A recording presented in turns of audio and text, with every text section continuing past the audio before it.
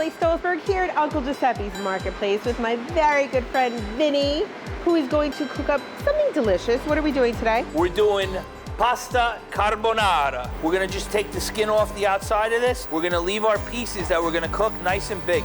All this is going in. As our guanciale renders, we're gonna start building the cream for our sauce. It's not really cream. Yolks in here, the rest in there. It's gotta be Pecorino Romano for carbonara. So I'm gonna start removing the ones that I think are ready. Now we're gonna drain our fat while this pan is still warm.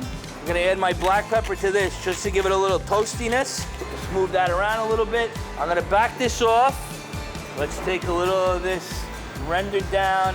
I need you to whisk while we do this, okay? Whisk it. Now that our pasta's been cooking in here for about 2 minutes, we're gonna slowly add in a little bit of this pasta water to this mix. Whisk.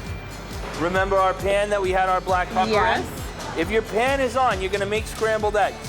I want there to be a good amount of pasta water in here. Slowly pour that in. Now we're gonna throw some of our cooked guanciale into there. Okay, Lily, we're ready to plate up. That is our spaghetti carbonara. It is amazing. This is something you definitely want to try at home. So head to our website, news12.com.